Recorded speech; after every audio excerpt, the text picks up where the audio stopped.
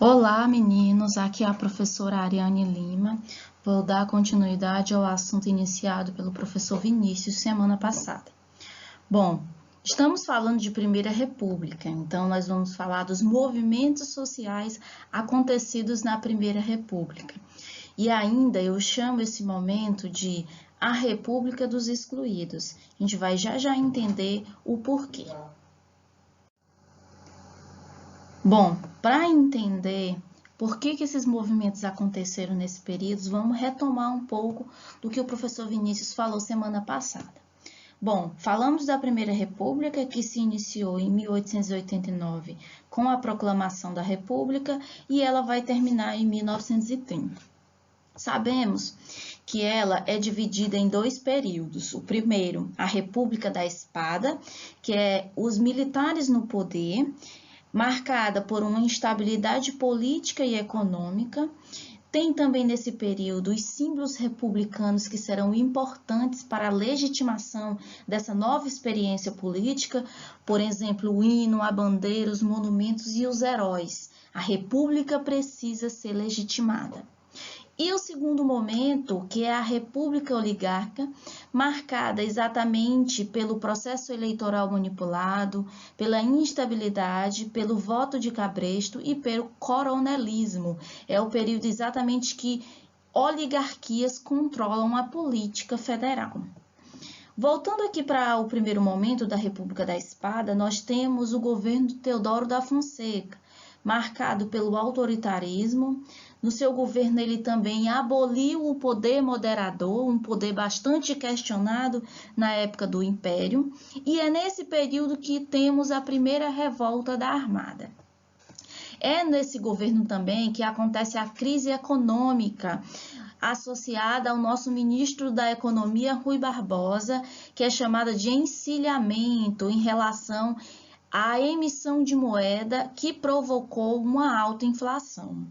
É nesse período também que temos nossa primeira Constituição, a de 1891, que institui o Estado laico, o voto aberto e universal.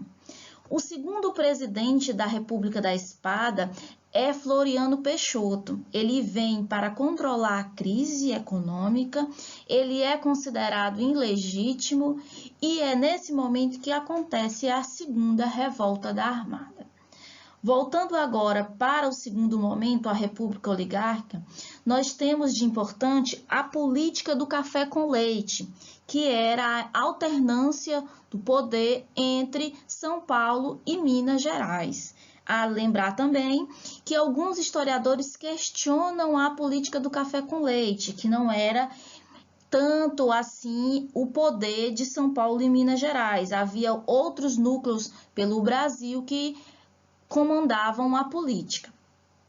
Nesse período temos o governo de Prudente de Moraes, o primeiro presidente civil, ou seja, ele não é militar como os anteriores, e é nesse governo que acontece a famosa Guerra de Canudos. Temos também o governo de Campos Sales, que é o momento que se estrutura a política dos governadores, e também temos a renegociação da dívida. Nesse momento, podemos destacar também o clientelismo como uma forte característica baseada na troca de favores, que tinha o presidente, os governadores, prefeitos e coronéis como uma linha de conexões e trocas. Diante desse contexto, gente, teremos os movimentos sociais. A gente tem um cenário de crise econômica, crise política e a população é deixada de lado. Então, estoura-se os movimentos sociais. Há exemplos, a Guerra de Canudos, contestado, a revolta da vacina, a revolta da chibata e a sedição de Juazeiro. Temos também outros movimentos trabalhistas e culturais. É nesse momento que vai surgir o sindicalismo, teremos grandes greves e também movimento artístico como o movimento modernista. Temos, portanto, as vozes da República. marcada por movimentos sociais urbanos, por movimentos sociais rurais, por movimento de trabalhadores e por movimento cultural. É o que chamamos a República em movimento. Vamos começar a falar desses movimentos sociais destacando suas características. Eles podem ser classificados como urbanos e rurais. Aqui são os exemplos. A revolta na vacina no contexto do Rio de Janeiro, contexto urbano, foi contra a vacinação obrigatória, mas o que estava por trás era o autoritarismo do governo e a reurbanização do Rio de Janeiro. Foi uma resposta da população do Rio de Janeiro contra os desmandos do governo federal.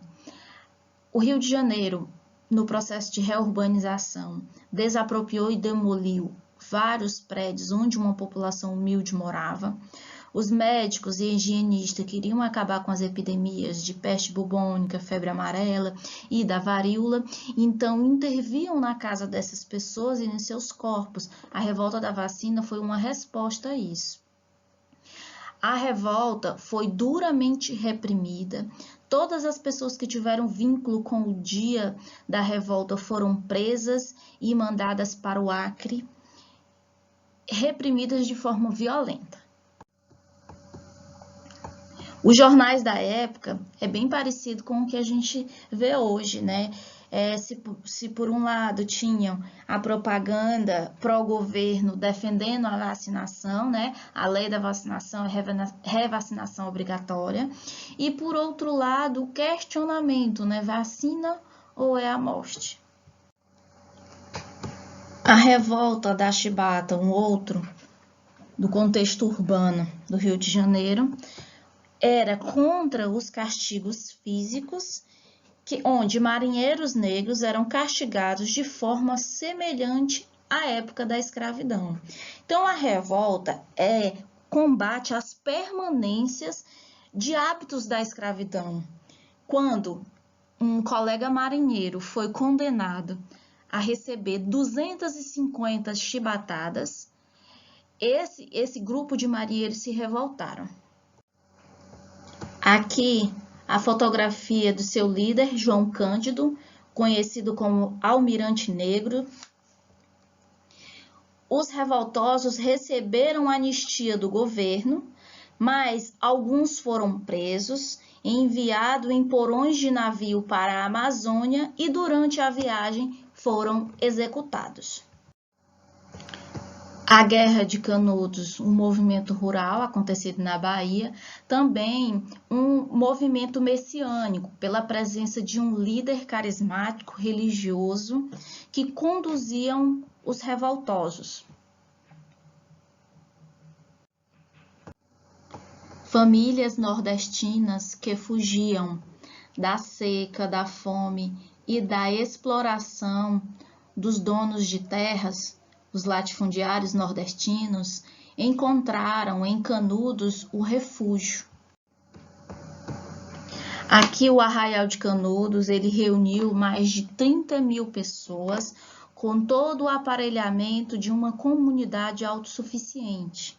Essa comunidade passou a desafiar o governo local e mais tarde desafiou o governo federal, por conta de sua organização, do seu sistema de defesa e também por representar um questionamento à República. O seu líder era um monarquista. Várias foram as tentativas de derrubar Canudos. Somente na última expedição, que contava com armamento pesado, como metralhadora e até canhões, a população de homens e rapazes foi massacrada de forma cruel. A comunidade se reduziu a algumas centenas de mulheres e idosos e crianças. O líder Antônio Conselheiro, ele já estava doente. Ele morreu um pouco antes dessa última batalha. Quando seu corpo foi encontrado, o seu crânio foi enviado para ser estudado, para entender o louco fanático, o líder religioso. Canudos é um reflexo da resistência e do poder de um Estado paralelo, de uma organização paralela a um governo federal que se omitia à fome e à miséria.